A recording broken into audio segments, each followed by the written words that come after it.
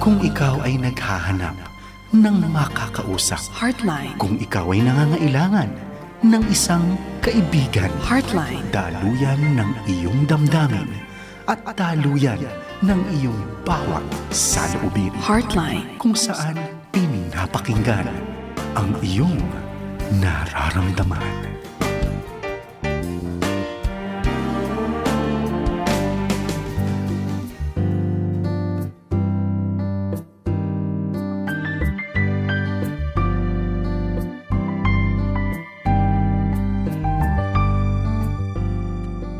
Hello po mga kaagapay, magandang gabi. Welcome po muli dito sa Heartline Friday Night Edition at pumasok na ang Hulyo. Ayan. Anong sasabihin ko? Malapit na ba ang Pasko? Pero thank the Lord, nag-uulan-ulan na, hindi na ganun kainit. At ngayong July ay naandito na tayo nakalampas na tayo sa kalahati ng taon. And we thank the Lord at by the grace of the Lord, tuloy-tuloy tayo mga kaagapay na nagkikilala at nakikipagkilala sa Panginoon sa ating mga ministries dito. Hello mga kapatid, welcome kayo dito sa Heartline. Kung kayo'y bago lang, eto yung programa na kung saan nadidinig nyo ang mga solusyon sa mga problema mula din sa Biblia at mula din sa karunungan ng mga counselors natin na talagang ibinigay ng Panginoon para sa ating lahat. Ay, nako! Sana sa inyong lahat na naandyan, hilahin na ang kapitbahay, kakudyapi, kachokaran, kaibigan, kamag-anak, kagalit, yan, lahat ng K, at yan ay magiging daan para tayo magka-sundo-sundo lahat. Anyway, dito po sa FEBC, tayo patuloy na naglilingkod para mapakinggan ang inyong nararamdaman dito sa Heartline. 702 TCAS nakikita sa radyo at sa TV, Facebook at sa radyo na Talapitan 702. Kayo na mga nakikinig ngayon, kamusta? Anong balita sa inyo? Meron ng special guest na bihira lang natin makita dito at nakikita nyo ngayon ang gwapong-gwapo. Walang iba dahil talagang ubod ng sikat na to. Hindi ko masabi kung ilang ulit ko na siyang nakikita sa iba't ibang organisasyon. So, ang kasama natin ngayon, kitang-kita nyo na ay si Pastor at Dr. Tito Almadin. Alam niyo ba na siya ay Victory Mandaluyong na volunteer pastor doon, tsaka former Ministers Wellbeing sa mga pastor ng Victory Ministers Association. Kasama din siya sa Victory Manila and Pastoral Services for Victory during that time bago pa siya mag-retire. Pero alam nyo, sa counseling, ito kakaiba eh. Pagka nasa counseling ka, mas matanda, mas kailangan dahil mas lumalawak ang experience, mas gumagaling. Kaya hindi kami katulad ng mga IT na pabago-bago ang technology. Minsan naluluma. Pero kami, mga counselors, habang tumatagal, lalong humuhusay at walang luma. Ano? Tulad to si ating guest na guidance counselor din dati sa San Beda University, tsaka sa Every Nation Leadership Institute ng Victory, ano? Sa EN, Every Nation. At siya ay kasama din sa mga maraming training ng psychology, theology, urban missions, Christian education, emotional and intelligence coaching. Nako, bihira ako makita yung mga ganon. Bilang licensed clinical pastoral din sa National Christian Counselors Association ng Florida, USA. At meron siyang full-time mental health counselors tsaka speaker sa iba't ibang eskwelahan, kumpanya at churches. Naku, napaka-busy. Hindi ko na masabi. Pero alam niyo mga kapatid, this is a very good friend of mine. Thank you very much for your availability dito, Pastor. Ano? Kasama ko rin siya kasi dati sa Philippine Association for Christian Counselors. Dating board member po namin. At maski ngayon, nasa FPCAP po siya, Family and Pastoral Counselors Association of the Philippines. At, salamat. Nasa Philippine Mental Health Association na rin siya. Maraming nagagawa. Nako, Pastor Tito Almadin, welcome po. Good evening sa inyo. Thank you so much, Kuya Pilo, for having me once again in your Heartline show. Grabe, it's been a long time, no? Di tayo nakapag-guest. Bihira talaga. Parang nahirapan ako kung kailan ko kayo may papasok. Timing lang rin tayo. Maganda yung sinabi mo kanina, di ba? Pag ang counseling, mas older, mas wiser. Ang Mas tawag nga pag... ng mga kabataan ngayon yan, OG. OG! Hindi ko alam kung ano ibig sabihin OG. Sabi ng iba, older generation daw yun o original generation, whatever that is. No? Oo. Oo. Wisdom naman ng counseling, nanggagaling naman sa Panginoon lahat. Opo, ayan. This is what I like about counseling, ano. Hindi tayo naluluma. Pero alam niyo, Yeah. marami sa mga maraming kumpanya at maraming career ngayon ang naluluma, lalo yung mga pagka nabago technology, naluma na kaagad yung ano mo, yung knowledge mo. Kaya may mga kurso ngayon na kapag after ng mga 4 years, kailangan mo na uli ng bagong knowledge dahil naiba yung technology talaga eh. Maski nga yung mga doktor na nagugulo na rin dahil adapted na yung technology dun sa medicine. Ay, nako. Talagang iba na panahon ngayon. Nako, pastor. Buti wala pa nag-AI sa inyo. Usong-uso ngayon.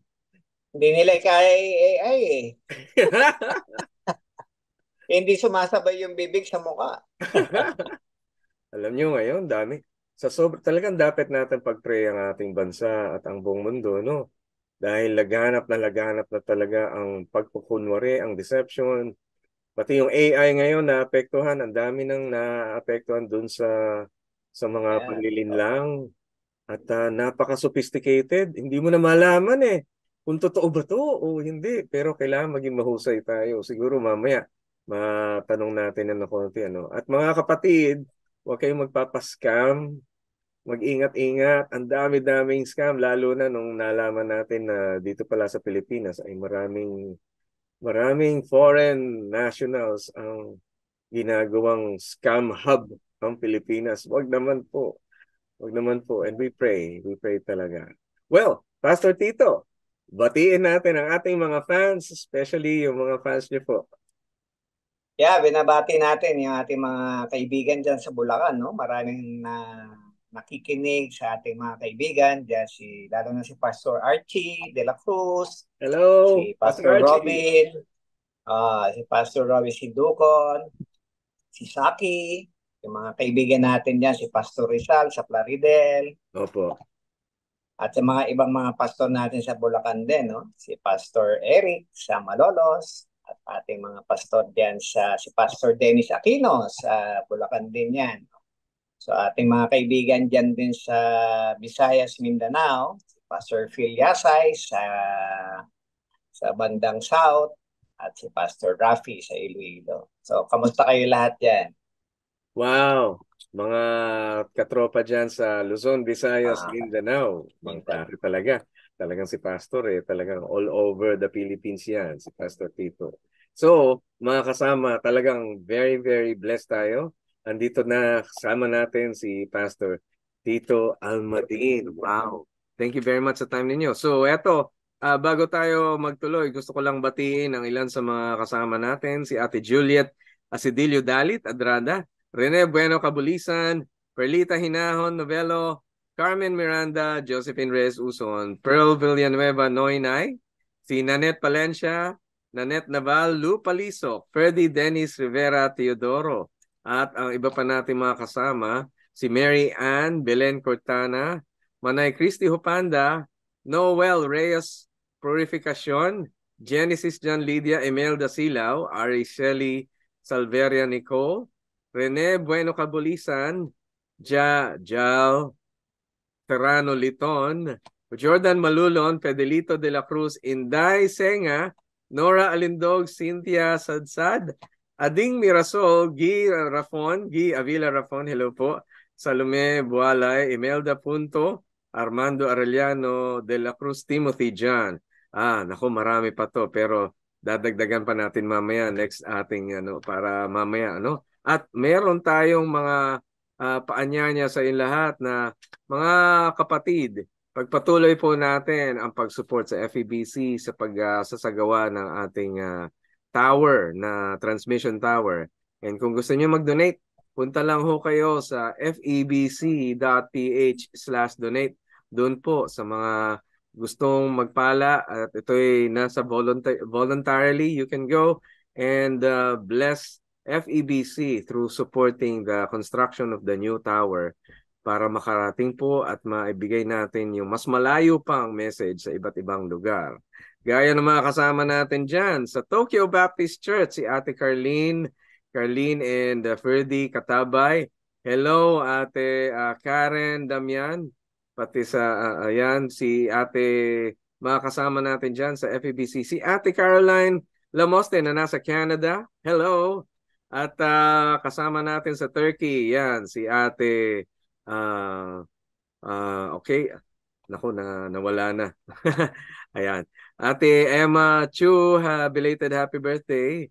And mga kasama at makapatiran natin dyan sa Oman, si Kuya Reynald Kempis at Ate Christine Kempis. Okay.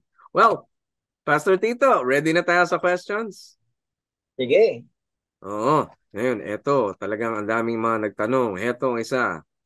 Sabi niya, valid pa ba yung nararamdaman kong disappointed sa anak kong panganay dahil hindi po siya nakapasa sa exam para sa kanyang second scholarship?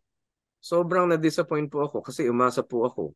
Vendor lang po kami mag-asawa and 5 silang mga magkakapatid. Ay, ayun, ako. Very, very important na discussion to, mga magulang na salat at na talagang umaasa na makapasa sa scholarship. Pero paano kaya kung hindi?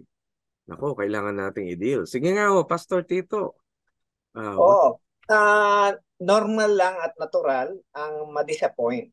Kasi lahat naman ng lahat ng tao ay mayroong damdamin, may mga expectation, may mga inaasahan. Ngunit, hindi ibig sabihin na ang iyong anak ay hindi nakapasa, hindi sabihin ay hindi siya kwalipikado sa isang bagay na tinake ng test, di ba? Minsan, may mga pagkakataon na alam mo sa isip, pero pagdating na sa actual, nablablanko ka. Minsan, di ba? Parang nawawala ka sa wisyo mo. Maaaring pagdating sa panahon na yun, dahil sa stress ka, etc., hindi ka nakapasa. Opo. Pwede natin sabihin na maaaring hindi pa napapanahon. Maaaring hindi timing. Maaaring yung panahon na yun na pagtitake ng exam sa scholarship ay hindi para sa kanya, maaaring para sa ibang tao. Pero gayon pa man, ano man ang resulta ng test, sabi nga natin, Kuya Pilo, it doesn't identify or define who we are, di ba? So it's not, we fail, but we are not a failure. So there are things na ganon, but nonetheless, hindi mahalaga kung nakapasa o hindi nakapasa. Ang mahalaga, tatanggapin mo ba bilang anak mo pa rin yan. So dapat hindi nakaakibat yung kanyang kwalifikasyon o kanyang pagpasa o hindi pagpasa. Dahil ang pagmamahal natin sa anak natin, ang tawag natin dyan, padalas sinasabi natin sa simbahan, unconditional love. Unconditional love. Ay, nako, tama po, Pastor Tito. Unconditional love, pumasa o hindi. Although naintindihan natin yung concern ng mga magulang siguro, salat na salat talaga. Mahal ang paaral talaga. Pagka hindi ka scholar, malaki ang bayad. So, siguro andun yung agam-agam tungkol sa pera na gagastusin. Saan kukuha ng pang-tuition kung hindi na scholar? Siguro, yun yung nararamdaman ng ating mga parents dito, no? Ano kaya? Pastor, naranasan nyo ba na parang yung parang mapapahinto yung bata dahil hindi scholar? Ano kaya? Ano kaya magandang gawin doon? Kung hindi man talagang kaya for now, may paraan naman. Kuya Pilo, pwede naman mag-working student. Di ba? Meron nga ako nakilala na nag-trabaho sa mga food chain, sa umaga, sa hapon pumapasok, sa gabi pumapasok. O kaya merong mga student assistant na nagtatrabaho sa loob ng eskwelahan, nagla-library, para maging scholar din sila. O kaya tumutulong sila sa mga teacher, organization, para merong partial o full scholarship. Pwedeng athlete, pwedeng academic, maraming mga pagkukunan. O kaya, minsan may mga organisasyon na nagbibigay ng scholarship. Kailangan lang maging matyaga tayo sa paghahanap ng mga scholarship, mga funded na organization sa pagpapaaral. May kilala ako, scholar, nag-LOA muna. Ibig sabihin, leave of absence mula sa pag-aaral. Tumigil panandali. Pero ang ginawa niya, kinausap niya yung admin sa school para bigyan siyang pahintulot na mag-stop pansamantala. Pero hindi mawawala yung scholarship niya o hindi mawawala yung pagbalik niya bilang scholar uli. Ngayon, kung sakali naman, kung kailangan talaga na lipapan, minsan mayroong mga taong nag-a-assistance doon sa school mismo at sila pa nakakaalam kung sino yung mga sponsor na pwedeng tumulong. Dahil talagang pinupuntahan niya ng mga school at minsan meron silang mga funding program doon sa eskwela. Check din nila. Otherwise, kung wala, minsan yung titigil talaga, ay wag po tayong ma-discourage doon. Kailangan din minsan talaga sa panahon ngayon talagang ang hirap-hirap ng buhay, pero hindi nawawala ang grasya ng Panginoon doon. Nako, Pastor Tito, mahal na mahal natin ating mga anak, ano, I love it. Yeah. Eto, may tanong naman din. Minsan yung mga ganun, Kuya Pilo, Oo. ano yung mga pagsubok lang naman yun. Parang yung Mhm. ladder of success yun, di ba? Opo, parang yung devotion ko kanina sa kay Joshua, yung lulusubin nila, yung kukubkubin nila yung lugar sa Jericho. Hindi sila natakot dahil kasi alam nilang merong pagpapala ang Panginoon. Pero minsan may challenge talaga eh. Parang pakiramdam nila, yung pupuntahan nila sa Canaan, mga malalaki kalaban, para daw silang mga tipaklo. Eh di parang na-discourage na. Minsan yung will ng Lord, meron talagang higanteng kalaban eh. Pero yun yung will ng Lord. Huwag tayong give up, ano, Pastor. Ako. Oh. Ito po, tungkol din uli sa anak. Sabi niya, ang anak ko po ay nasa early 30s na. Uy, 30 na. I found out na may boyfriend siya from dating app. Simula nang naging sila, nagbago ang anak ko. Laging late umuwi, naabot ng madaling araw sa pakipag-video call sa boyfriend. At nalalaman ko na siya ang palaging nagbibigay ng pera sa guy dahil jobless yung lalaki. Pinagsabihan ko siya. And 1 week after, nagpaalam na bubukod na siya ng bahay at magli-live-in na sila ng boyfriend niya. Di pa ako pumayag pero ang sabi niya, final na yun. At nasa tamang edad naman na siya. Ano po ang dapat namin gawin bilang parents? Ouch! Ouch! Alam ko, eksperyensado kayo dito, Pastor Tito, eh, kasi parents kayo eh. Tsaka meron kayong mga anak na nasa ganyang tema na rin. Tsaka yung mga na-encounter natin, mga counselists. Sige ako, Pastor, anong gagawin niya sa 30 anyos na babae? At ganun. Wow, that's a challenging. Alam mo, nauuso talaga yung mga dating app, ha? So, Mm-hmm. ako, parating sinasabi ko sa mga client ko na okay naman kung subukan nyo, pero huwag kayong magpa-deceive o magpadaya dahil sa minsan yung dating app o yung mga tao nakikita mo sa video ay hindi sumasalamin sa totoong katauhan ng tao na Ayun. talagang Oo, nandun totoo po. mo, di ba? So kapag nagsama na kayo, etc., siyempre best foot forward, mga ganyan, etc. Mm. Kasi meron na akong ganyang kaibigan na nakita niya yung boyfriend niya sa dating app. Oh, nagpunta dito sa Pilipinas, nag-usap sila, tapos umokay naman sa mga pamilya. Tapos nung nag-away sila, bro, ano nangyari? Pag nag-aaway sila, binabato niya yung cellphone ng babae. Ay, Palabas ng sasakyan habang nagtumatakbo. Pag nag-aaway, yung pala, they found out na may problema pala sa mentalidad yung lalaki na hindi sinasabi. nako. So, minsan yung mga ganong klase, medyo delikado. Pero bilang magulang, the only thing that we could do is really to remind to say our piece. Pero Mm-mm. kasi minsan kapag malalaki ng ating mga anak, at maaari hindi naman nagabayan ng early years ng bata, ng tamang Um, pamantayan, standard, values, mm-mm. family principles, pag dumating ng pagtanda niyan, madi-deceive yan. So, ang tanong mo sa mga magulang, kailangan mangilay-ngilay tayo. Tingnan natin, ano ba, what went wrong with us as parents, di ba? So, minsan, why cry over a spilled milk?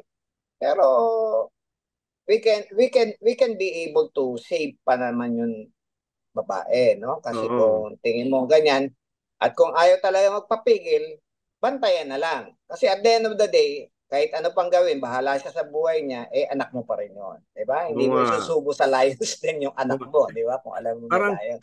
Pero, parang tingin ko parang may hidwaan sila eh. Kaya hindi madaling yun makumbinsi nga eh. eh. Isa sa mga kailangan i-deal natin yun sa mga magulang. Kailangan rin siguro ng parental counseling ng mga magulang kung paano. Kasi iba-ibang bata, iba-ibang magulang, iba-ibang personalidad, iba-ibang perspektibo. Kailangan Mm. makita natin in context. Yan sinasabi natin parati sa counseling, no, Kuya Pilo? Opo. Parati nating isipin at unawain kung ano ang konteksto ng kanilang family dynamics. Kasi iba-ibang pamilya, iba-ibang kultura, Yes. iba-ibang pamantayan, iba-iba yung mga bagay na nangyayari sa pamilya. Yun yung Bilang nakakalungkot eh. konse bilang counselor, hindi tayo pwede Mm. magbigay ng blank sheet at ito dapat gawin nyo o bahala na kayo. Hindi ganoon. So Mm. kailangan intindihin natin ang punot dulo, tignan Mm. natin kung ano yung ikahihinatnan Mm. sa dulo, kung ano mangyayari. At sometimes, there are things na hindi na natin makokontrol. Kaya nga, Mm. may mga bagay na hindi natin makontrol, doon pumapasok yung consequential effect. Ayan, oh. Yun ang minsan masakit, Kuya Eddie, sabi Oo nga. nga eh. Ang sakit. Alam nyo, Pastor Tito, I'm sure na encounter nyo to sa mga churches.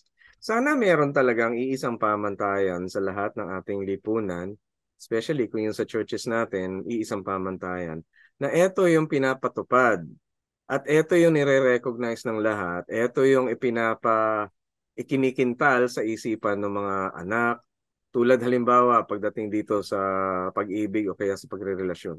Nauunahin talaga yung mataas na paggalang sa Panginoon sa larangan ng pakikipag-ugnay at hindi inuuna yung sarili at pansariling kagustuhan. Tulad niyan, live-in. Ako, nag-live-in.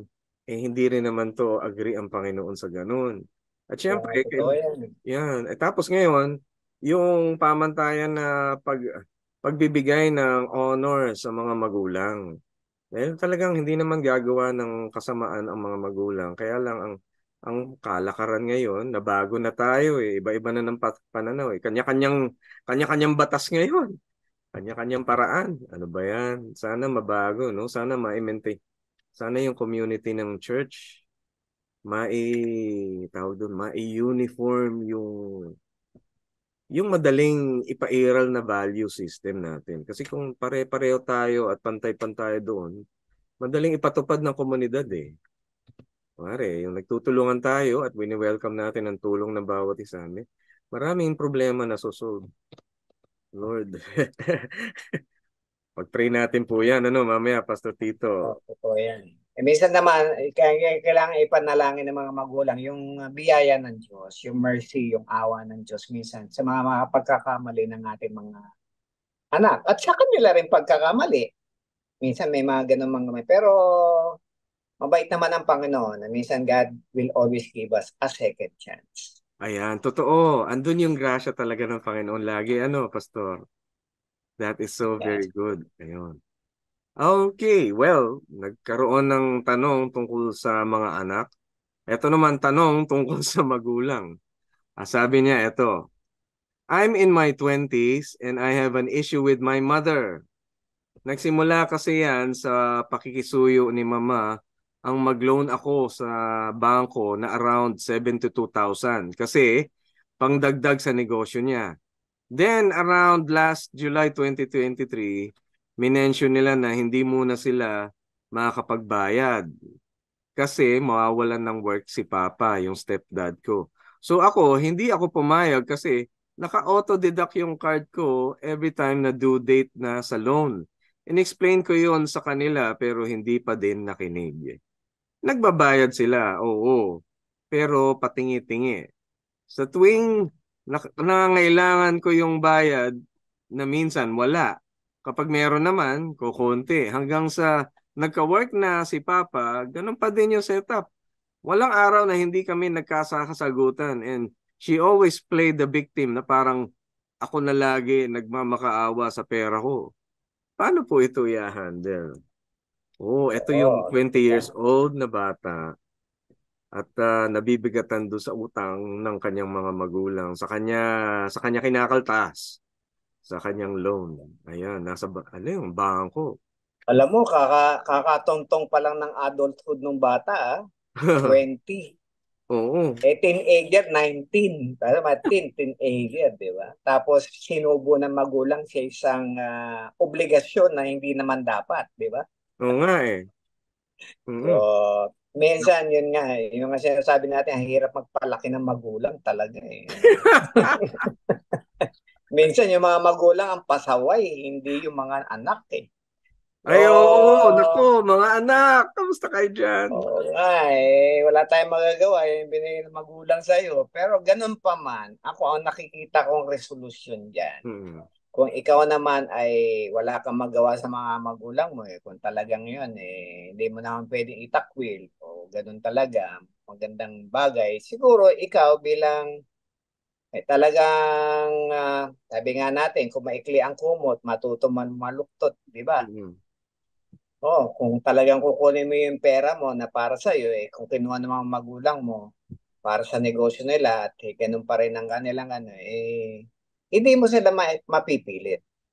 Siguro ang maganda doon sa batang 'yan, kung talaga meron ka namang abilidad na humanap pa ng ibang pagkakakitaan para makahanap ng kagitna doon sa mga kakulangan at pagbabayad ng utang ng magulang mo, pwede mong gawin 'yon.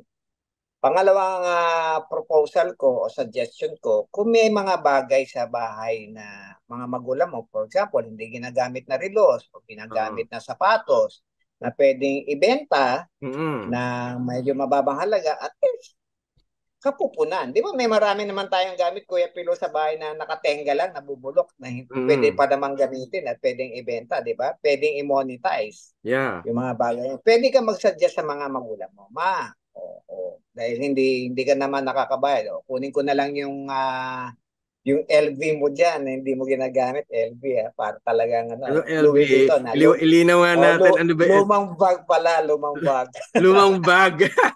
Akala ko Louis Vuitton. So pwede pang ibenta doon sa mga gano'n, no? Kaya lumang relos na okay pa naman. Yung mga pre-love things in life na hindi naman ginagamit na pwede pang gamitin. O kung mabenta mo 200, 300, 400, kung 5 item nyo, maka 2.5 ka, o di maganda na yon na at least pang bayad doon sa mga bagay na kulang. So pwedeng gano'n. Pero tingin ko, may mga pamilya na kagaya nito, ang patakaran kung sino may pera, sila ang magkakaroon ng parang otoridad.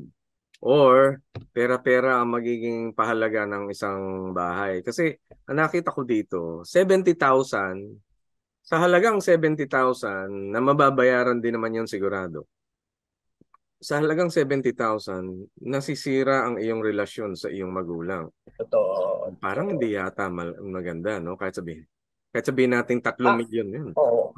Ang nakakalungkot niyan, you are setting a wrong value for your family. Lalo na yung anak mong ganyan. O pag nag-asawa yan, gagawin din yan sa anak niya. So, yung lahi mo ganyan, utang walang balik. Di ba? Parang hindi magandang kultura. Hindi maganda. At sana naman hindi maganda. Maisipan na yung relasyon, yung pakikipag-ugnayan. Nagbabayad tayo ng utang natin dahil gusto natin maging maayos ang ating ugnayan sa mga kasambahay natin. Sana gano'n na maging maipairal.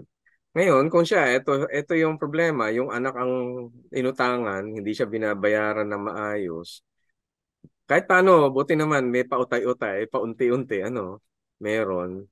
Siguro, una sa lahat, wag niyang sukatin yung magulang sa halagang 70,000.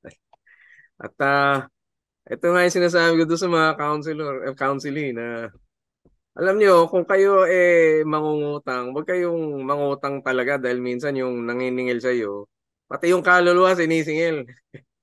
Kayo na mga naniningil. Ako ang prinsipyo ko, Kuya Pilo, ganito. So, sinasabi ko sa mga Kristiyano, sa ibang mga magpapakasal, pag meron kayong budget, mag-save kayo ng 1 to 2% of your income. Ilagay nyo sa ang tawag natin sa church ng benevolent fund o charity fund. Oh. Yan, yan. Tapos kangali, meron nangangailangan, huwag ka magpautang. Sabi mo, hindi kita pwedeng pautangan ganyan. Pero meron ako ditong 1,000 ha. Huwag mo nang bayaran, blessing ko na sa'yo. Yun. Yan, oo. Better Maganda yun. Kasi yan. hindi masisira yung ano nyo, yung pag-relasyon. Yan. Dahil Oo. cleanest ka naman, hindi ka lang pinautang. Oo. Mas maigi naman yun kaysa naman wala, di ba? Tsaka hindi naman O, di ba? napupulot O, ng di. 1,000. Kahit 500, Oo, di naman tama, di ba? napupulot yun. Pero yung 1,000, pag wala ka sa budget mo yun, masakit din yun kasi pang grocery rin yun, di ba? Oo nga, opo. Pero dahil nilaan mo as benevolent fund, hindi mo ginagalaw yun. Kasi kunwari, nakaipon ka ng 5,000 isang taon. O pag may nangailangan, hindi mo nabibigay sa isang taon. Isang libo, 5 taon na yung Mm. 5,000. Naka-bless ka pa, di ba? Oo. At Siguro, ang balik ng Panginoon niya, mas malaki. siguro ang gagawin ko, yung katulad ng sinabi niyo, bibigyan ko siya ng LV. O yan, LV, ibenta mo na yan. lumang bag. Lumang bag. Ibenta mo na yan, bahala ka na para may kumita ka O, naman. tama.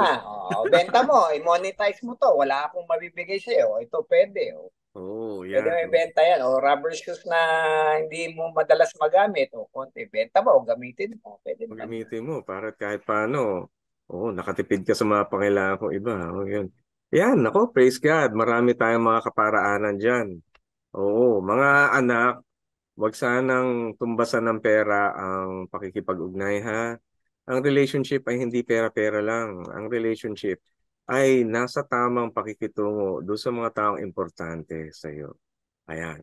So, lipat naman tayo ngayon mula doon sa bata na nagrereklamo tungkol sa magulang. Ito naman, fiancé. O, ito tanong niya. Same age po kami ni fiancé. 29 years per kami. 4 years na kami and he proposed to me last year, nung September. Tanong ko lang po kung valid po ang reason ko para isole ang singsing at makipaghiwalay na sa fiancé ko dahil nahuli ko siya na may china-chat na babae. Nag-add din siya ng mga sexy at magagandang babae sa Facebook. By the way, nag-usap na po kasi kami dati na ayaw ko po ng mga ganon. Humingi siya ng sorry at di na daw ulitin. Pero, inulit lang po niya ngayon, kaya parang na-invalidate ang feelings ko. Ay, naku, nagka-engage na to. Kakasal na yata. At nagkaganon pa. Naku, sayang. Ano pa yung magandang gawin? Pastor, Ako, anong... sasabihin ko sa kanya, Kuya Pilo, mahirap magpa-annulment. Oo, talaga, oo. Mahal at matagal. Di ba? Mm-mm. So, may mga naghahain na ng divorce bill sa Kongreso, hindi pa natin alam. O sa Senado, hindi pa natin alam kung ano mangyayari. Pero ako ganito, pag nakitahan mo na ng ganyang red flag at hindi pa nagbago, mahirap yan. Hindi ka agad overnight magbabago yan. Hindi pwedeng Mm-mm. sorry lang yan. Di ba? Oo. Parang nabangga yung kotse mo sa likod. Tambucho, wasak yung likod mo. Sabi sa'yo, sorry ah. Hindi pwede, dadamage has been done. Mm-mm. Kailangan may kabayaran niya, may consequences. Mm-mm. Kung ikaw ay lumapit sa akin, sabihin ko sa'yo, talagang maganda i-break mo na. Kasi merong, merong pang lalaki na mas deserving ng pagmamahal mo. Kasi pag yan ang lalaking kinatuluyan mo, yes to, magiging asawa mo yan. Oo Pwede nga eh. magbago. Kaya ako, napakarami kong Kuya Pilo, mga marriage counseling na hanggang ngayon, nambababae pa si lalaki. Oo nga. Nag-uumpisa sa ganyan, mga flirting-flirting eh. Mm-mm. Kaya later on, iba na yung ano nila, di ba? So, Nako. red flag yon, super red flag yon. Lalo na ngayon, we are living in a promiscuous society. Daming Mm-mm. pornography, prostitution usage, mga Oo. ganyan, mga babae na ginagamit as sex object lang. Hindi tama yon eh. Kasi you would be subject to those kind of thing in the future. O ayaw Mm-mm. mo maging miserable yung buhay mo dahil sa isang lalaki lang na naging bulag ka sa pag-ibig. Pwede naman maging dilat sa pag-ibig, hindi bulag, di ba? Oo. Kung sa bagay, ano, Oh, nabanggit love niyo is yun eh. not blind, di ba? Mm, The Bible mm, doesn't say that love is not blind. mm. Kasi malaking bagay ang kasal. Hindi naman to, Totoo. hindi to dapat parang minamaliit, pipit. Parang Oh, hindi siniseryoso eh. Wag naman ganun. oh. Siyempre, Hindi katulad ng sinasabi ng ating matatanda ang pag-asawa hindi kanin na mainit na isusubo mo pag napasok ka, lulusaw. oo nga eh. Seryoso ganon. bagay talaga ang pag-aasawa. Seryoso. Dapat talagang Totoo. life-changing ang pag-aasawa. Hindi yan. Minsan ang problema diyan, Kuya Pilo, hindi lang kayong dalawa mag-asawa. Paano pag may anak na kayo? Ayun. Broken family pa. Kawawa. Nako, kawawa lalo. Kawawa. Sabi nga, we need to think, begin with the end in mind. Tingnan natin kung ano ba ang consequential effect nito. Una, masakit. So, pag nag-break, masakit yan. Wala namang breakup na hindi masakit. Pero mas mahirap naman habang buhay ka na merong broken-hearted. Oo nga. Maramdaman mo na ngayon, okay lang yan. At least, hindi mo maramdaman na buong buhay mo. Yun, ang hirap kawawa yung ibang tao na pasakit buong buhay dahil dyan sa mga isang pagkakamaling yan. Alam niyo, Pastor Tito, napansin ko lang, kasi sa mga counseling sessions ko din, yung mga 30 years old below na pumapasok sa relasyon, karamihan, maraming mga hang-ups sa kanilang personal na habits, mga baggages, emotional. Nako, ang hirap. Kaya hindi ko magtataka kung yung iba magpapakasal mga 40 na. Mga ganun, Pero ito yata yung panahon na kung saan ang hirap nahihirapan ang karamihan sa pagre-relate dahil maraming mga stresses ang buhay, maraming baggages. Naku, talagang kailangan ng counseling.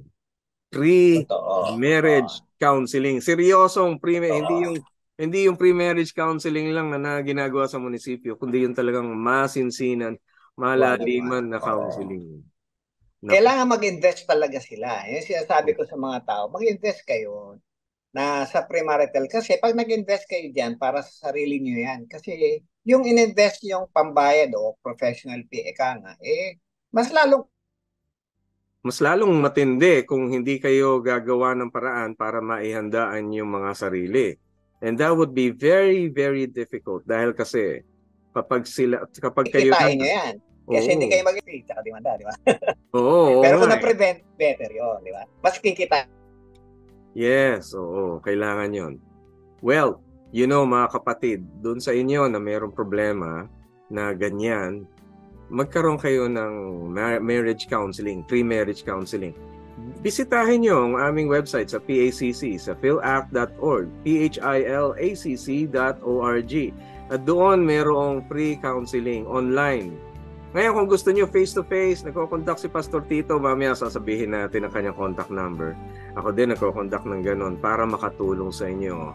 Pero saglit po tayo magbe-break. Pagbalik namin, bibigyan namin kayo ng mga contact numbers para kayo'y maka face-to-face, actual na in-depth sa counseling patungkol sa marriage, Pastor Tito, don't go away. Mga kaagapay, don't go away. We'll be right back dito sa Heartline Friday Night. Diyan lang kayo, dito sa 702 TCAS. Heartline, kung saan pinapakinggan ang iyong nararamdaman.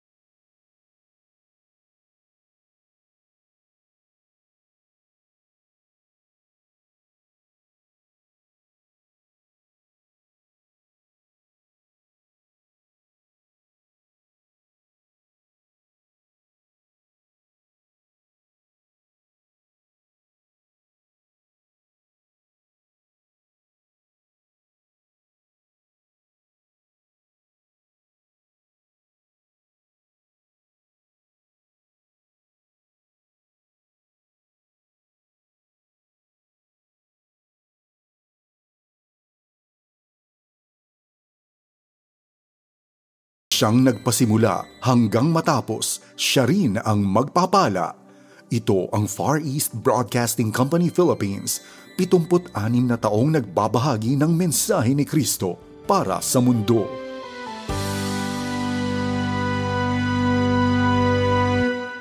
Heartline, kung saan pinapakinggan ang iyong nararamdaman.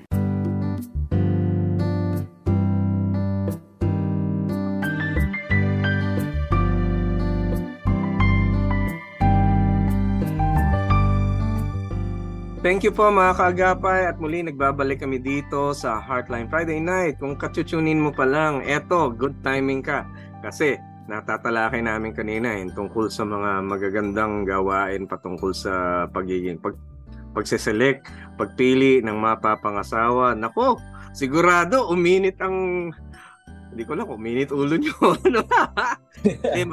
mga kabataan, maging maingat dahil ang hirap pumili ng tunay na mamahalin.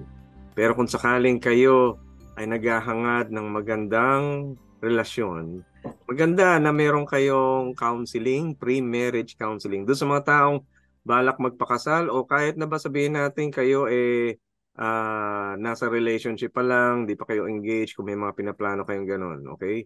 Magandang magkausap. Pero eto, si Pastor Tito Almadin, ang kasama nating counselor. Magandang gabi.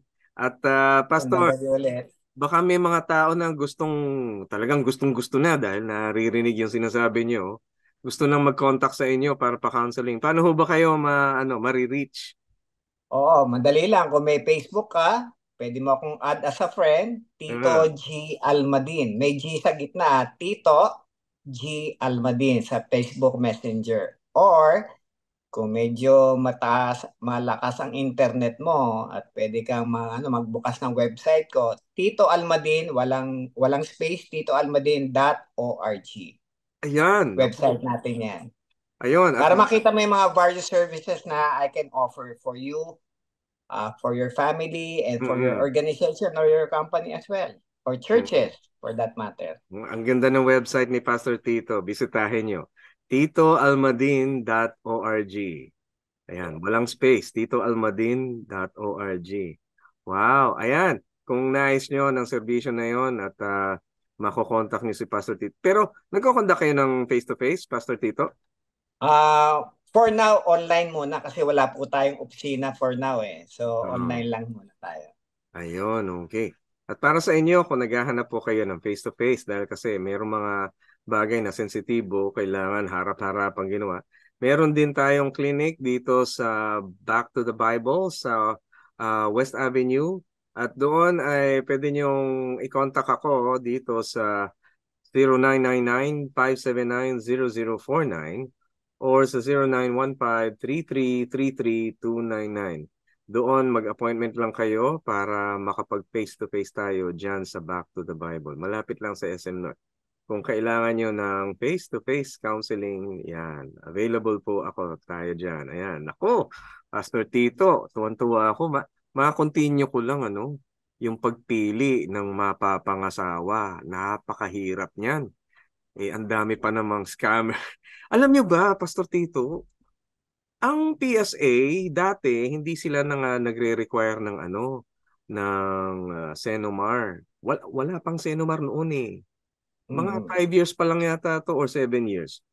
Nagkaroon ng Senomar dahil ang daming nagpapanggap na walang asawa pero meron na pala.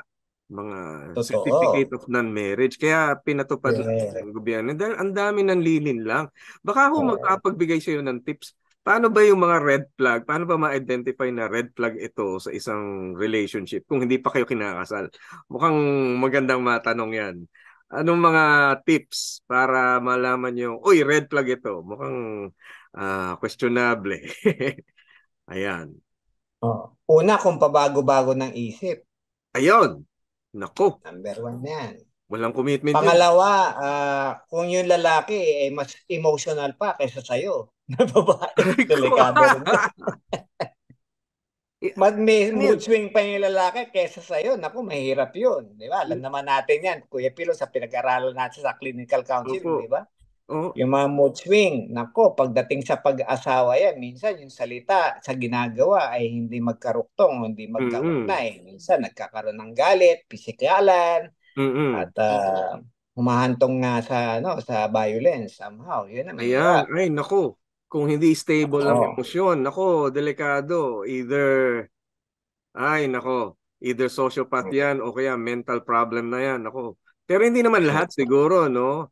Di Ah, naman ganon. Kaya nga maganda mag-undergo ng mga assessment counseling, di ba? Malaking yan. bagay. Assessment Okay. counseling. Ayan. Malaking bagay yung assessment. Meron ako mga ganyan na mga services na yung mga tao magpapakasal. So, Mm-mm. kinakausap mo na si babae separately, si lalaki Mm. separately, tapos sabay. Para medyo sila, transparent and vulnerable, no?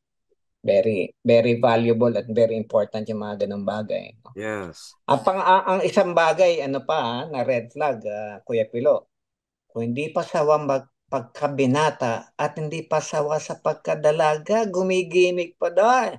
Ay. Itong dalawang to, separately na hindi sinasabi, naku, napakahirap na gano'n. Kasi pag nag-asawa ka na, Mm. priority mo na yung asawa mo. Pero kung barkada at kaklase at kaibigan, kainuman at katsikahan, ang gusto mo, pwedeng huwag ka muna mag-asawa. Yan, para mas Sige. malaya ka. Wag muna siya. Oo nga naman. Alam niyo, nagustuhan ko dun kay aking wifey. Hello, honey Doris. Si wifey talaga, nung kinasal kami, alam namin na nasa mature age na siya. Hindi na siya yung naghahanap-hanap ng mga gimmick, may mga gusto pang Yan. i-travel, may mga bagay pang hindi na-accomplish sa buhay. Siya yung naandun na sa punto na ang dali-dali na magdesisyon na kaya ko na mag-asawa. Talagang so happy that I have my wife Doris right there. Hi, honey At Doris. saka maganda naman yun Kuya Pilo kung magkasama kayo, walang Mm. problema yon. Yung mga bucket Mm. list, di ba? Masarap yun na dalawa kayo Yan, oo. Sobrang ganda yan. At hindi issue sa iyo na mayroon kang kasama. Hindi issue sa Yeah. iyo yung difficulties noon, kaya mo. Ayan. At maganda At yun. saka maganda ngayon, Kuya Pilo, pag Mm. mag-asawa ka, dapat mag-usap kayo, sino yung common friends nyo. Mm. Ay, oo. Tama. Tama, Hindi oo. yung, kaibigan mo kasi, pakikisamahan ko pa. Yung kaibigan, pakikisamahan, hindi. Ang maganda ngayon, pag tumatanda na tayo, yung friend mo, friend rin niya, yung friend niya, friend mo, ang tawag ng common friends. Common Parang friends. community. Oo, Yan. community. Hindi yung lalabas ka kasi kaibigan mo lang. Okay naman yung paminsan-minsan, pero most of the time, maganda meron kayong community o common friends. Common Mas strong friends. ang bonding. Siyempre, pag nagkakaedad na tayo, kailangan meron ka ng strong community bonding, di ba? Ano ba yun? Parang pwede kang tawagan. Uy, andyan ba yung asawa ko? O di ba magkaibigan tayo? Alam, Oo, huwag tama kang yun, no? Di ba? maglolokohin eh. Oo, tama. Maganda yun. Meron tayong tinatawag na accountability groups, di ba? Ayan. Which Mm-mm. maganda yan. Mentoring, accountability, shared life, sabi nga. Yes. Ay, maganda yung magganong na komunidad. Talagang nagsusuporta. Yan, Malaking totoo. suporta sa relationship ng mag-asawa, yung tapat at pareho ng pamantayan ng komunidad. Talagang hindi kayo ilalaglag, hindi kayo pababayaan, magtutulungan talaga. Ayan, talagang Oo. bantayan din. Kaya ang nangyayari doon sa mga taong naghihiwalay, yung mga nangiiwan, lumalayo sa church, lumalayo sa Totoo, komunidad. totoo. Kasi ayaw masita, ayaw madiskubre. Naku, ang daming ayaw. Pero ang kahinatnan nun, gumagawa rin siya ng sarili na niyang komunidad na niya para lang, ay nako, ewan ko ba. Isang red flag pa naalala ko, Kuya Pilo. Hmm. Pag yung asawa mo madalas mag-solo flight, red flag yon. Asawa na, magsa-solo flight. Nagso-solo flight, ibig sabihin, kinakatakpo ang kaibigan na hindi mo alam. Ay, ayan, yung sikreto. Yon, red flag yon. Yung may So, mga parang mas sikreto. na-enjoy pa niya yung kaibigan niya, yung barkada niya, kaysa sa'yo, delikado yon. Ayan, naku, patay tayo dyan. Oo. May naalala pa akong isang red flag. Mm. Ito yung isang red flag na ito mental health related. Kapag madali siyang mapikon sa'yo, Totoo. Naku. yung may anger issue, yan, madaling mapikon. At May parang hugot? may hugot at bumababa yung halaga ng relasyon para lang dun sa emosyon na yun, para dun sa Ah, kanyang, ay nako. Ang hirap nun. Wag po Ako yun. nga sinasabi ko, Kuya Pilo, dapat pag mga ganyan sa relationship communication, tatlong C ang dapat mong tignan. Ay, sige po. Clarity, Clarity. closure, Aha. saka commitment to change. Ayan, clarity, closure, and commitment to change. Wow! Yes. Para clear ang communication, maganda, Mm-mm. may agreement. Kasi pag walang closure, walang clarity, paano magbabago? Walang commitment. Dapat Ah, parati yon. Tatlo yan. ayan. Clarity, closure, commitment to change.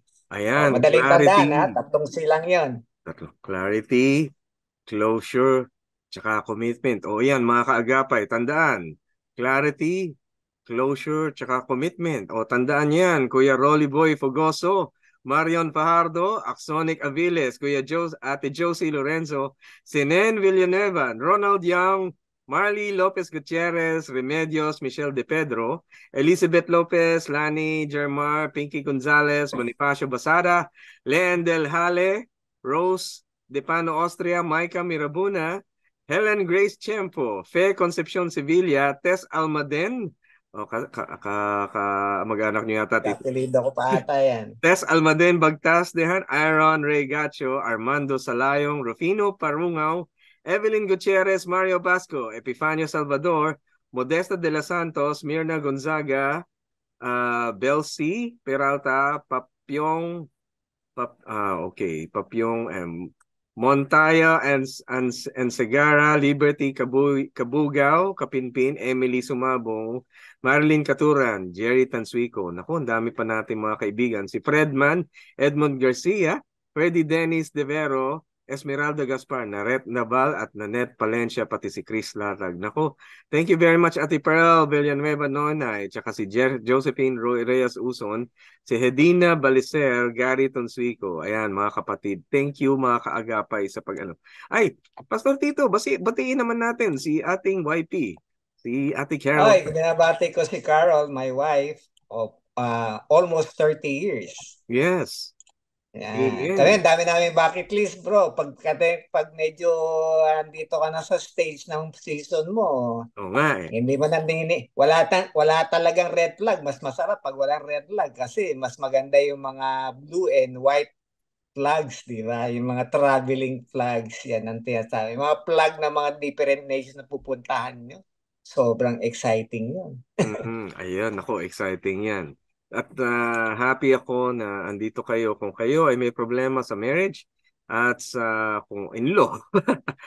Yan, tawagan niyo po, Pastor Tito. Ayan, natatawagan niyo kami para makapag-counseling sa inyo. Speaking of in-law, etong next question natin tungkol sa in-law niya. Eto ang tanong niya, eto. Hello po, good day sa inyong lahat. It's been months since I decided to cut ties with my in-laws. Hindi ko po alam kung tama o mali ito, pero ganito po kasi ang nangyari. 2 years married with my husband, 6 years as boyfriend and girlfriend, and ever since, masasabi ko nang hindi ako gusto ng mother-in-law ko. Kahit ginawa ko naman lahat para magustuhan ako. Tahimik po kasi akong tao, introvert. At masasabi ko, kukonti lang ang kaibigan ko. Di ako pala kwento.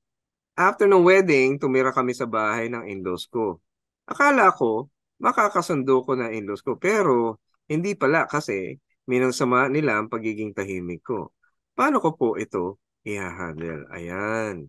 So, parang meron siyang personality na tahimik na tao. At talagang may mga taong ganun lang talaga. Pero parang nailang siguro at hindi na inuwaan ng kanyang in-laws. Medyo mabigat to kasi doon siya nakitira.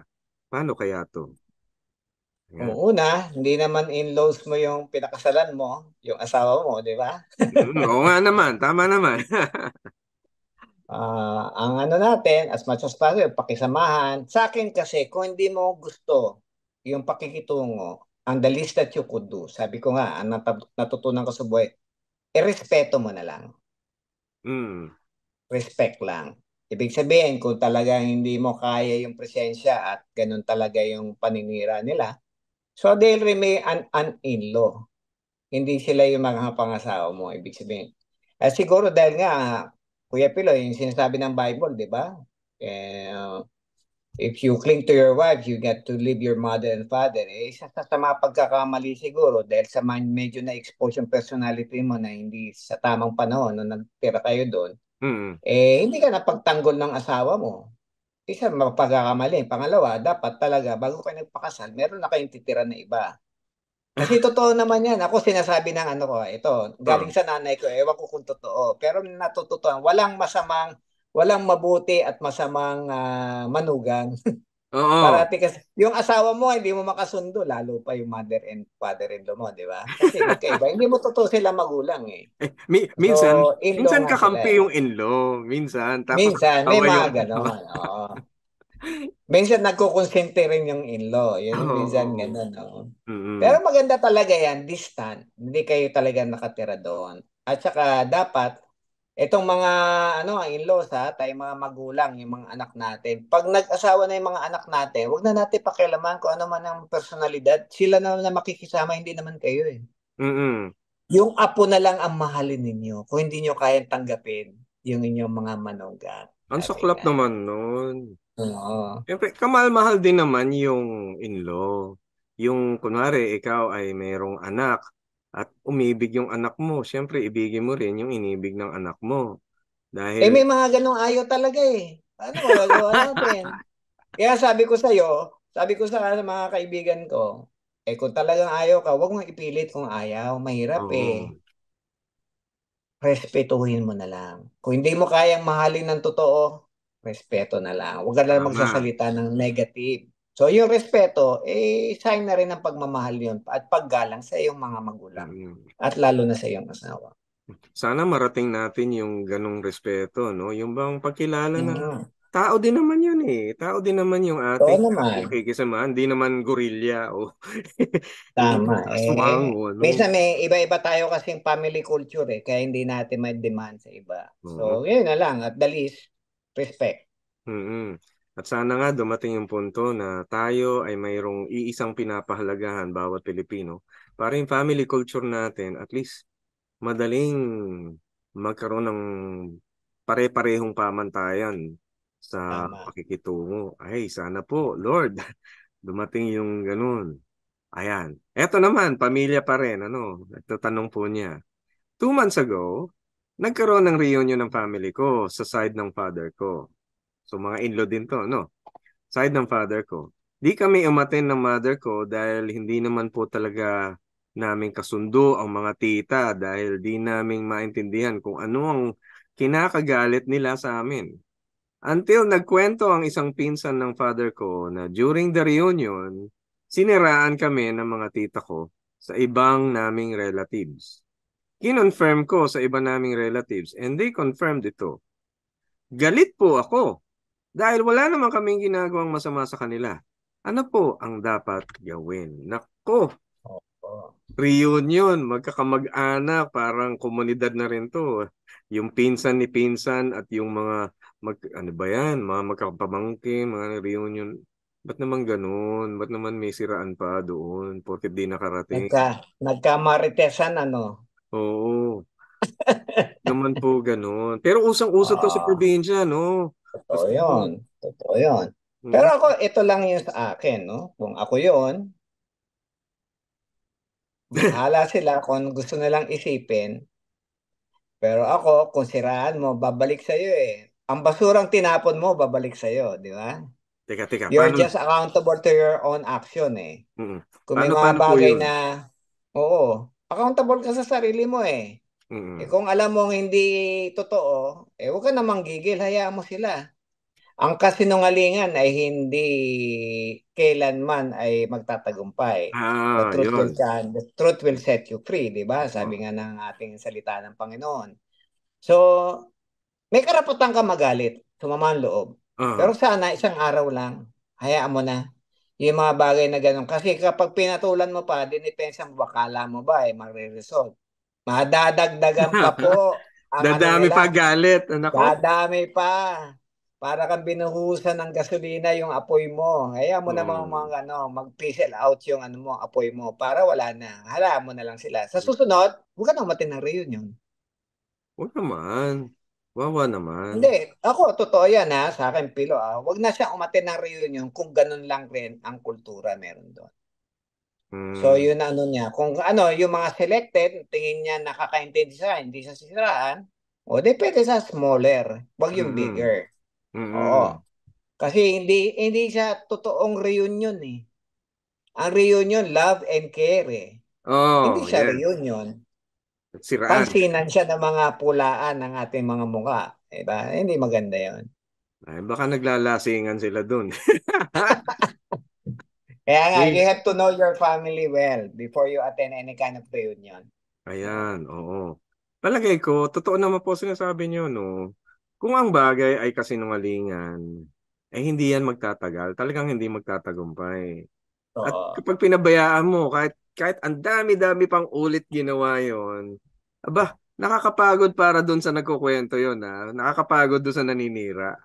Yung naninira, mapapagod din dahil darating yung panahon, yung totoo ay kailangan na niyang depensahan na pagka na lumitaw, hindi naman pala totoo, eh di yari siya. Siya rin yung napapahiya. Tama yung sinasabi niyo, nababalik din yung basurang kanyang sinasabi. Talagang Totoo. mapapahiya din siya dahil kung hindi naman totoo lahat ng yun, ikaw naman pala eh hindi ganun, madidiscover din ng mga tao. Huwag niyo nang patulan. Totoo yan. Oo. Kasiraan rin nila yung pag naninira sila. Kasiraan din nila yun. Opo, totoo. Sila nasisira. It's a reflection of their own character eh. Yeah. Makikita ng mga tao kung totoo ba sinasabi niya. Pagdating ng panahon, malalaman eh. Totoo. Maparamdaman ng mga tao. Eh di siya na lang ang ngaw-ngaw na ganun. Parang siya na lang ang nagpapaigting noon. Pero para lang siyang uling na nagbabaga. Pero paubos na talaga. Ayun. Hindi kaya. Totoo Hindi yan. sustainable ang negative na attitude. Ano? Yan. At magpakabuti tayo. Ay, nako. Ay, Pastor Tito, ah, kapag kunwari reunion, sabi niyo yung maliitan, paano po ba yun, yung maliitan? Mag-invite ng mga konti. Siguro yung mga kasundo mong pinsan lang o Mm-mm. tiyahin na tingin mo na hindi ganun yung pagtingin sa'yo at kilala ka mabuti. Yung, pwede kang mag-imbita sa bahay lang. Mm-mm. Maliit lang. Para hindi ka naman disconnected totally sa family. Di ba? Mm-mm. Huwag nating lahatin kasi hindi naman lahat ganun eh. May mga natitira-tira naman o baka mas marami pa nga natitira na mas magaling eh. Kesa yung ibang mga kamag-anak na naninira lang.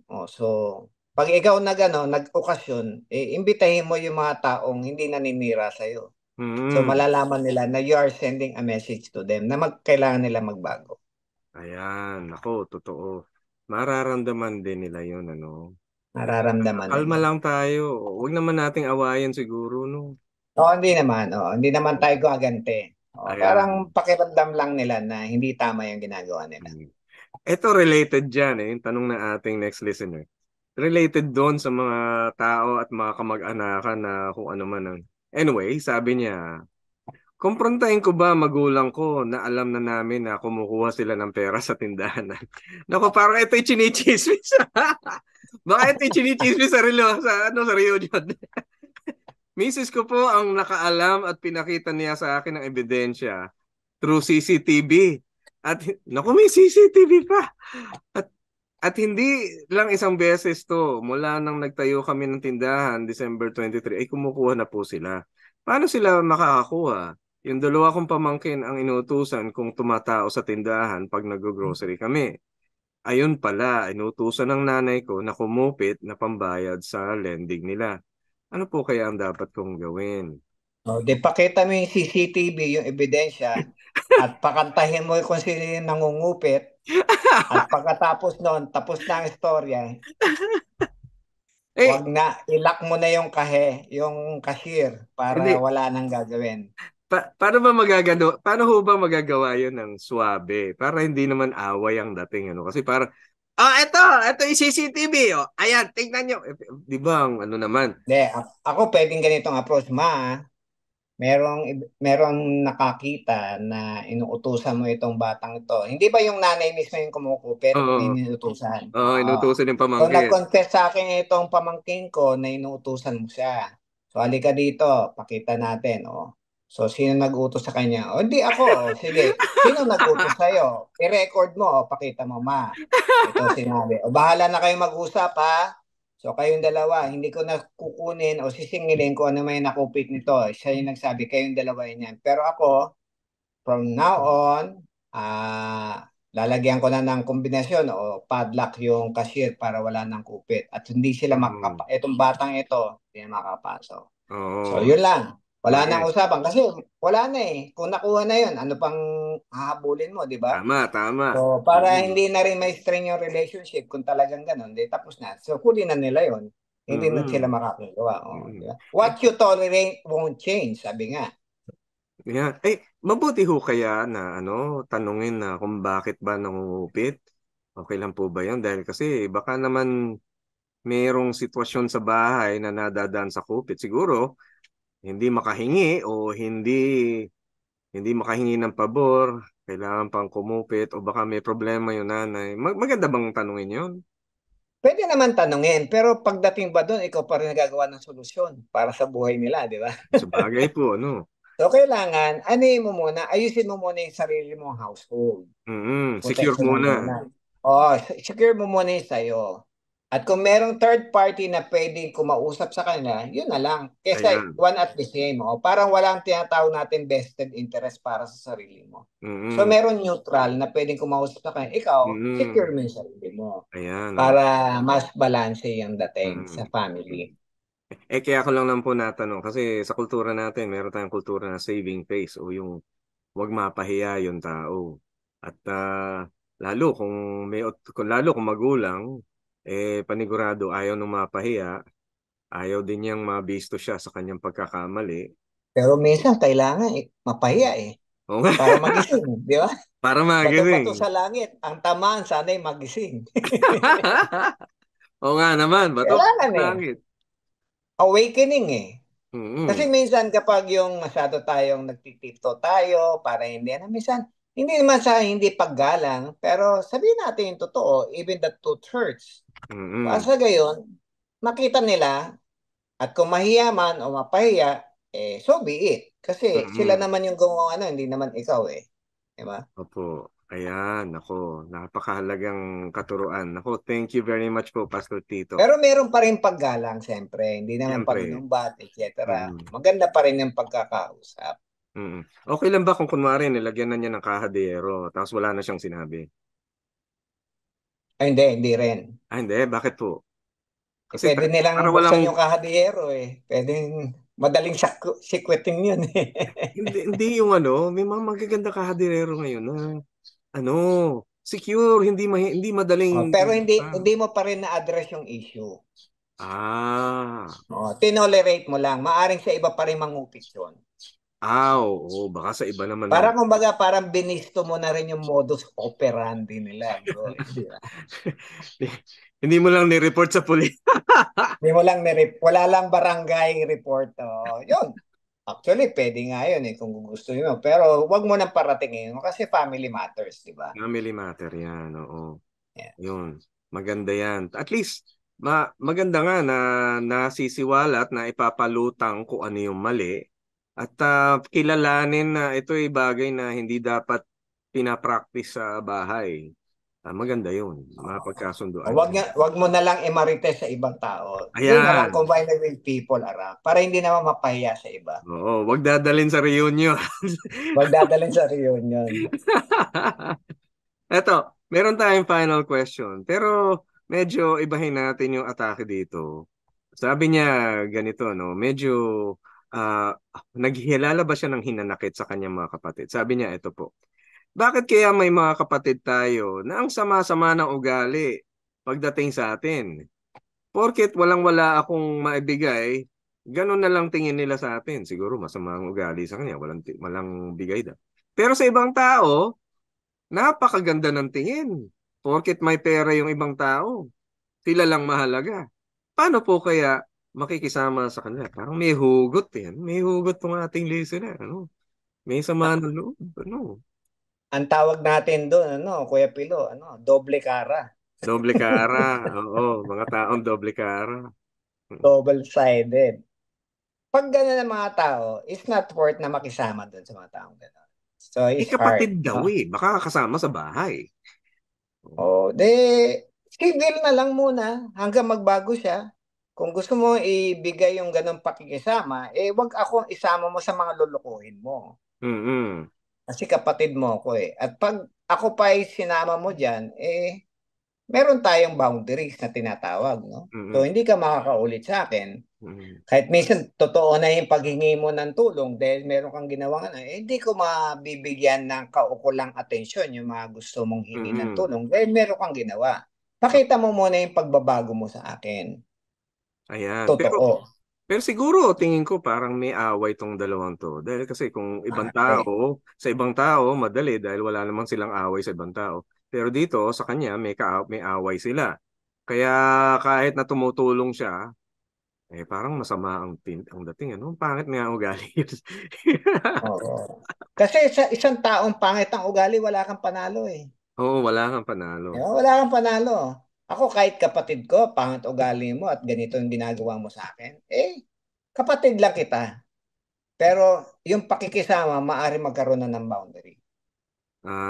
Okay. Pero siguro naman... Kasi I need to have my own self-preservation Individual na tao na tayo Hindi naman tayo kambal dikit na gano'n na one up. Hindi, individual tayo. Isa lang yung magulang natin. Pwede tayo makisama. Pero kung ganyan ka, may boundary ka. Hanggang dito ka lang. Pero hindi ko idadamay yung mga anak mo, ha? Oo. Tayo lang dalawa. Yung anak mo, mahal ko. Bahala ka kung gusto mo mahalin yung anak ko. Pero yung mga bata, hindi kasama. Tayo lang dalawa. Kung hindi ka magbago. Paano po ako nagbago? Kunwari, bumait. Bumait. Tingnan natin kung ano ang ebidensya ng pagkabait. Baka nagbabait-baitan lang. Diba? Ako, kawawa naman. Baka naman pwede. Baka naman magbigay ng luwa. Siguro, ang nakikita ko dito, may away talaga sila, no? Pero siguro season yun. Sana naman magkaroon na pagkakataon na may season. Pwede naman pwede naman, Kuya Pilo, mag-heart to heart talk. At bigyan ng second chance. Yeah. Pero dapat may warning. Sige one miss you dies. Sabihin mo, pag sumablay ka pa dito, binigyan kita ng tiwala, hanggang doon na lang tayo, ha? Habang buhay na yan, sabihin mo sa kanya para matakot ng konti. Tapos na kagad, gano'n na kagad ako.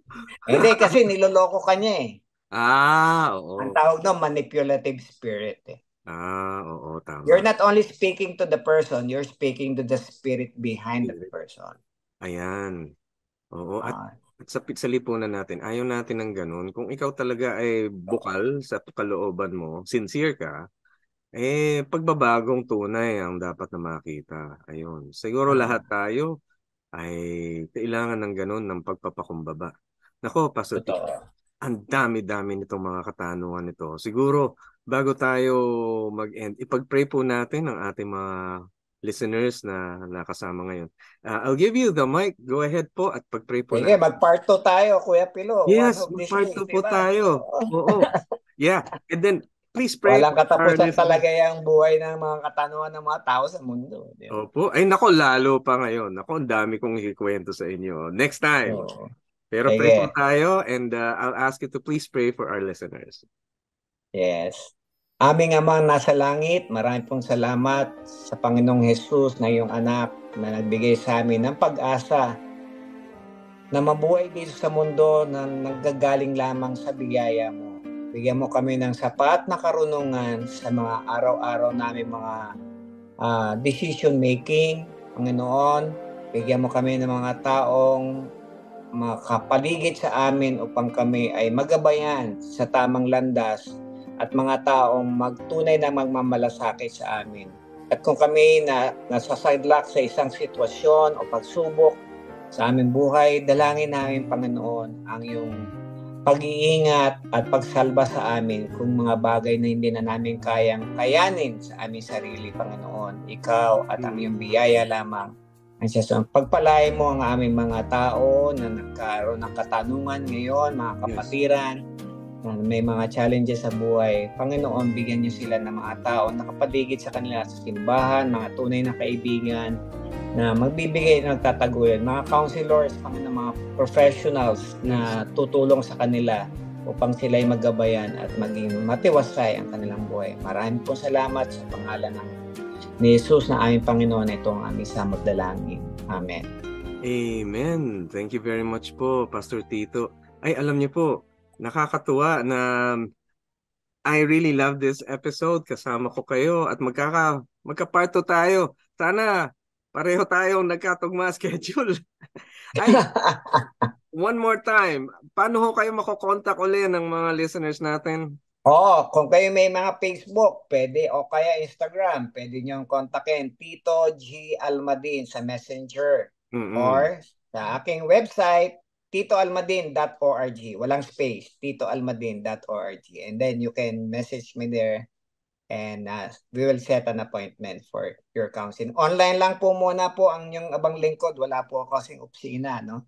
So hindi naman po tayo pwede mag-counseling sa coffee shop. Baka maraming marites doon at marinig ang problema niya. At least yung online na mga ganito, tayo lang dalawa nakakakinig. Totoo po yan. Wow! Naku, Pastor Tito, thank you very much at malaking blessing yung matutunan namin mula po sa inyo. Naku, thank you very much. At sinasabi ko sa inyo, mga kaagapay, the older a counselor gets, the wiser. Kaya mas matalagang mag-invest kayo sa mga counselor na mas maraming experience. Mas maganda ang magiging advice. Pero iniling ko din sa ating lahat na mga kaagapay, lahat ng prinsipyong inyong napapakinggan dito, i-share nyo rin dun sa ating mga kasama para magkaroon tayong pantay-pantay na pamantayan sa ating lahat sa lipunan. Pantay na pagpapahalaga. Pantay-pantay na pagsunod sa kung ano yung alinsunod sa Panginoong Diyos. Dahil yun ang magpapadali ng ating buhay kasabay doon sa pakikitungo. Hindi lang yung sarili nating mga interest, kundi yung pakikitungo din natin sa iba, pati yung sa lipunan. At least mababawasan yung mga problemang ganito na nagkakaiba-iba kasi ng pananaw tungkol sa kung ano yung tama at mali. Pero kung meron tayong iisang pananaw ng tama at mali, malaki ang bagay na yun. Wow! Pastor Tito, thank you very much po sa time. Thank you, Kuya Pilo. See you And next time again. po tayo ulit ha. Sana po magkatuloy. And I really appreciate your time again. And Pastor Tito, sa mga susunod pa, I really appreciate na makasama nyo kami and dito sa Heartline Friday night. Ayan. God bless po, Pastor Tito. God bless everyone. God bless. Thank you very much.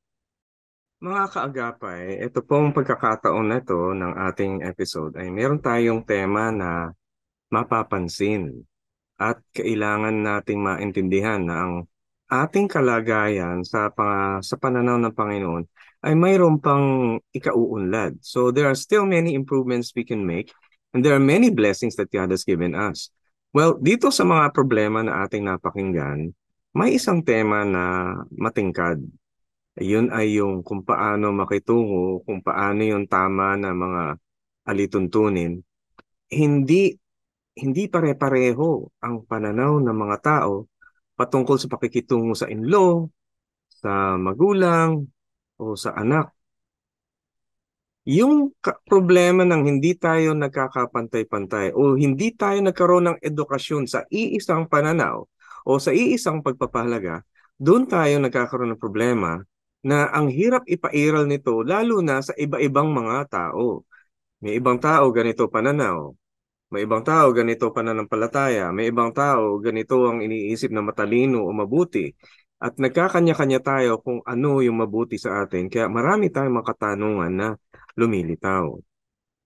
Sana sa ating komunidad, lalo na sa ating mga churches, ay tayo ay magkaroon ng pamantayan na talagang swak na swak sa Panginoong Diyos. Yung pamantayan na pantay tayo sa Panginoon at ito ay ating pinapatupad sa bawat isa. Sa ganung paraan, pagka pinapatupad ng buong komunidad ang mga patakaran at alituntunin ng Diyos, hindi mahirap makitungo. Ang sabi nga sa Biblia, at sabi ito sa Tagalog, sa Mateo chapter 22, verse 34 hanggang 40, ang sabi dito, ngunit nang marinig ng mga Pariseo na napatahimik si Jesus, ang mga Saduceo ay nagtupon sila. At isa sa kanila na tagapagtanggol ng kautusan ay nagtanong sa kanya upang siya ay subukin. Guro, alin ba ang dakilang utos sa kautusan? At sinabi sa kanya, ibigin mo ang Panginoon mong Diyos ng buong puso at ng buong kaluluwa mo at ng buong pag-iisip mo. Ito ang dakila at unang utos. At ang pangalawa ay katulad nito. Ibigin mo ang iyong kapwa na gaya ng iyong sarili. Sa dalawang utos na ito, nakasalig ang buong kautusan at ang mga propeta. Itong mga salitang ito ng Panginoong Diyos ay nagsasabing dapat tayo sa ating komunidad ay pantay-pantay sa ganitong uri ng pananaw, sa ganitong uri ng pagsunod, sa ganitong uri ng pakikitungo sa Diyos at sa kapwa. Kapag tayo'y umibig ng lubos, ng totoo, buong isip, buong puso, buong kaluluwa, at buong ating pangangatawan ay umiibig tayo sa Panginoon, ibig sabihin, iyon ang pamantayan na ating gagamitin sa bawat araw, sa makatuwid. Kung tayo ay mayroong ganitong pamantayan sa ating komunidad, lahat tayo ay alinsunod sa Panginoon. So all of us are following God. All of us are expected to do and follow principles within the knowledge, within the perspective of God. In other words, if a community has this in common, most of our relational problems disappear.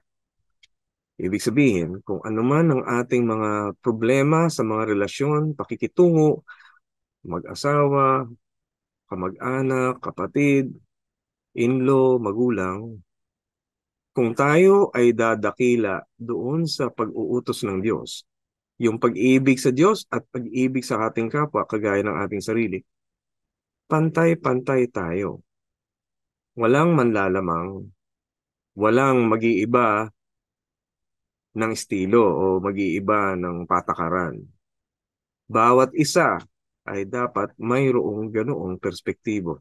Gayon, yun yung kahalagahan na naghahanap ka ng asawa, kapareho mo ang pananampalataya, nakikipantay doon sa ganong pagpapahalaga. Yun din yung kahalagahan ng pakikitungo mo sa iyong kapatid o sa iyong mga kasama sa bahay. Ganon din yung pamantayan at sumasabay ka, pumapantay ka doon sa kagustuhan ng Panginoon. Yun din yung patakaran sa ating sarili. Kung tayo ay gagawa at kikilos o mag-iisip sa ating kapwa, yun yung pamantayan. At kung pare-pareho tayo ng ganong pamantayan, mababawasan ng malaki ang ating mga problema sa pakikitungo sa kapwa. Ibigin mo ang iyong kapwa. Ibigin mo ang Diyos higit sa lahat. Ibig sabihin, lahat tayo ay dapat magsama-sama at magkaisa na iyon ang ginagawa. At mababawasan yung ating mga suliranin sa buhay. Ito po ay tunay at mahalaga at sana po maipatupad natin sa ating mga churches. So, calling all pastors, calling all leaders, let us make it a point that the standard of life will be like this, according to what God presents. Make it our standard of life for each one of us so that it will not be confusing. Hindi nalilito, hindi naiiba o hindi nagtatanong o hindi naguguluhan kung ano ang dapat gawin, kung ano ang tamang paraan, kung ano yung pakikitungo mabuti. Kung tayo pantay-pantay, bawat isa, nababawasan ang lahat ng problemang ito. Maski sa pagpili ng mapapangasawa. Ayan, nako, magandang talakayan to. Yan niyo po, sana po sa susunod ay matalakay natin yung mga bagay na talagang umiigting sa inyong damdamin. At salamat sa inyo mga kaagapay na nagbibigay ng inyong mga katanungan at follow up kayo kung kailangan para madali nating makita ang kung may dagdag kayong mga iba pang impormasyon. If you want to follow up a question, that would be great. Salamat po sa inyo mga kaagapay dito sa ating programa ngayon at mapapakinggan niyo po ang Heartline Simula Lunes hanggang Biyernes sa ganap na alas 9:30 ng gabi hanggang alas 11 dito po sa DZES 702. At nais ko magpasalamat doon sa mga kasama natin na kung hindi dahil sa kanila, hindi natin maipapatupad ang ating broadcast. Kaya yung mga kasama natin, salamat sa mga kaagapay natin sa broadcast sa Bukawi Transmitter site. Sila Pradtech Nat Peralta, Reggie Villana, Jonathan Reyes at Benjo Morano. Sila Engineer on Duty, Chris Molina at JB Tabwa. Pati ang ating PA na in charge si Ate Kayla Escalante. Nako, maraming salamat sa inyo. Kayo din mga kaagapay, salamat sa inyo. Kung kailangan nyo ng tulong sa counseling face-to-face, nagkukondak po ako dito sa West Avenue, sa Back to the Bible. Mga kasama kong mga doktor doon sa Back to the Bible na naroon po. At tayo ay patuloy na nagbibigay ng serbisyo counseling. Tawagan niyo lang ako sa 0999-579-0049 or 0915-3333-299. Ayan po, madaling tandaan ang mga numero. I hope to see you again. I hope to be with you again. And if you need help, we'll be right here. And keep tuning in. Patuloy po sa inyong pagpapala. Tayo'y nagbibigay ng progressive, mainam, biblical, and theologically sound while we do spiritual and psycho-spiritual counseling also. Pagpapala sa inyong lahat na nakikinig ngayon. Thank you po mga kagabay. God bless you and I hope to see you soon again. Take care po. Good night.